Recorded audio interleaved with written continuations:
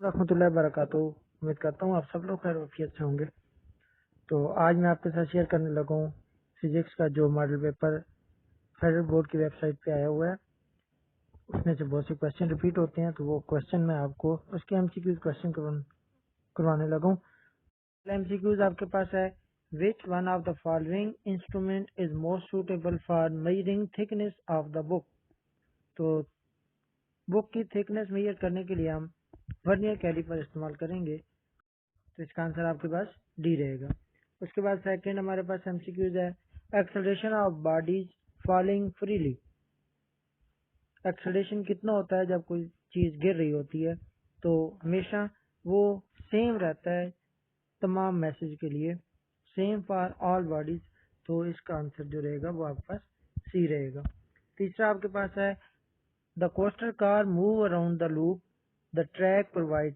वो एक लूप में मूव कर रही है, तो ट्रैक उसे क्या प्रोवाइड करता है? तो ट्रैक उसको सेंट्रीपिटल फोर्स प्रोवाइड करता है, अप्लाइड फोर्स देता है, नॉर्मल फोर्स देता है। तो ट्रैक की बात हो रही है, तो ट्रैक जिस पर वो चल रही है तो वो फ्रिक्शन फोर्स देगी, ऑफ कोर्स की बात है। तो उसके बाद फोर आपके पास है, a body has a weight of 20 newton, how much force is required to move it vertically upward with an acceleration of 2 metre per second. तो ये आपके पास F is equal to M A होता है, आपको पता है। तो हमारे पास इसमें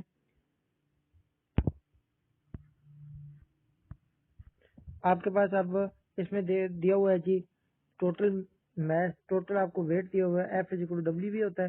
तो ये 20 हो गया, और हमें ए पता है कि उसमें जब भी कोई चीज़ फ्री फॉलिंग में गिर रही होती है तो उसमें एक्सेलरेशन जी के बराबर होता है, और वो 10 है। तो एम हम कैसे निकालेंगे? 20 को 10 से डिवाइड कर देंगे, तो हमारे पास एम कितना आ जाएगा? 2 आ जाएगा। तो एम इज इक्वल टू हमारे पास 2 आ जाएगा। तो अब जब हमारे पास एम 2 आ गया, एक्सेलरेशन उसने दिया हुआ है कि जिसके साथ हमने इसको मूव करना है वो अभी आपके पास 2 है, तो एफ इज इक्वल टू आपका क्या होगा? M A. तो एम हमारे पास 2 है, और इसको 2 से ए भी हमारे पास 2 है, तो 2 2 जा 4 हो जाएगा। तो हमें कितनी फोर्स लगानी पड़ेगी? 4 न्यूटन की फोर्स से उसको जब आप पुश करेंगे ऊपर की तरफ, तो उसमें एक्सेलरेशन 2 मीटर पर सेकंड स्क्वायर का रहेगा। तो उसके बाद आपका क्वेश्चन नंबर 5 है, the angle between two rectangular components. तो कोई भी जब रेक्टेंगुलर कंपोनेंट्स होते हैं तो उनके दरमियान जो एंगल होता है वो हमेशा कितना होता है? 90 डिग्री का होता है। ठीक है। उसके बाद तो इसका आंसर जो रहेगा वो डी रहेगा। उसके बाद it is easy to open a door and pulling और पुशिंग, के जो आपके पास डोर है उसको कहाँ पर जो मूव करवाना आसान है। एक आपके पास पॉइंट वो कह रहा है कि आपका एक्सिस अबाउट, तो इस एक्सिस पर फोर्स लगाएं तो ये तो नहीं है। उसके बाद कह रहा है मिडिल ऑफ द फोर्स, तो अब इसको मैं कहीं यहाँ से करता हूँ। ठीक है, तो यहाँ भी उस पर जो है वो मुश्किल है।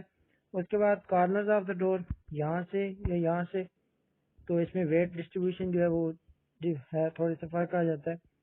और उसके बाद हैंडल ऑफ द डोर, तो हैंडल जो है वो आपके पास क्या होता है? It is easy way to open a door. तो इसका आंसर क्या रहेगा? डी रहेगा। उसके बाद आपके पास है G the value of universal gravitation constant. तो वो आपके पास क्या है? ये आपने याद करनी है, 6.67 न्यूटन मीटर स्क्वायर पर किलोग्राम स्क्वायर। उसके बाद हमारे पास है the work done in lifting an object of mass 10 kg through height 1 metre. तो वर्क डन आपके पास क्या होगा? डब्ल्यू इज इक्वल टू आपके पास क्या होता है? M G H. जब भी आप किसी चीज को मूव करवाते हैं, एम आपके पास कितना है? 10, जी 10 और एच 1 है। तो एम की वैल्यू 10/10 और 100 जा आपके पास कितना आ जाएगा? 100 जूल। तो इसका आंसर क्या रहेगा आपका? C 100 joule. उसके बाद आपके पास barometer use to measure, barometer जो यूज करते हैं वो हम एटमॉस्फेरिक प्रेशर मालूम करने के लिए इस्तेमाल करते हैं। उसके बाद है the sum of kinetic and potential energy associated with the particle of an object. तो उसको हम क्या कहते हैं? जो काइनेटिक एंड पोटेंशियल एनर्जीज है उसको हम क्या कहते हैं?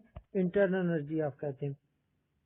ठीक है। उसके बाद है the temperature of an object is 60 degree, इस टेम्परेचर इन फ़ारेनहाइट। तो उसका फ़ारेनहाइट में कितना टेम्परेचर होगा? तो आपके पास उसके बाद हमारे पास क्वेश्चन नंबर है 11।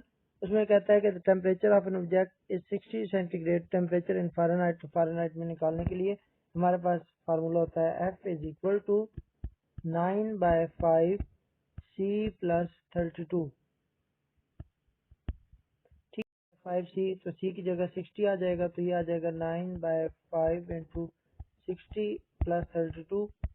तो ये इसको कटिंग करेंगे तो ये 12 आएगा, और 12 को 9 से मल्टीप्लाई करेंगे तो आपका कितना आ जाएगा 108 जमा 32। तो 108 और 32 कितने हो जाएंगे 108 प्लस 32 आपके पास कितने बन जाएंगे, तो ये 8 और 2 10 और 3 और 1 4 और 1, तो आपके पास कितना आंसर आएगा 140 फ़ारेनहाइट आपके पास आंसर आएगा। 60 डिग्री जो होता है वो फ़ारेनहाइट में 140 के बराबर होगा। उसके बाद आपके पास है जी, उसके बाद हमारे पास क्वेश्चन नंबर 12 है the rate of emission of radiation from certain object depends upon. तो रेडिएशन जो एमिशन ऑफ रेडिएशन है वो किसी ऑब्जेक्ट से वो आपके पास सरफेस एरिया पर डिपेंड करती है। ठीक है, तो इसका आंसर आपके पास क्या रहेगा, सी रहेगा। बी है, इसमें 60 क्वेश्चन के बारे में है, तो इसके बारे में इंशाल्लाह मैं जल्दी एक वीडियो आ जाएगी आप, तो इसलिए चैनल को सब्सक्राइब करके दोस्तों के साथ ज़रूर शेयर करें। मिलते हैं एक और वीडियो में, तब तक अल्लाह हाफिज़।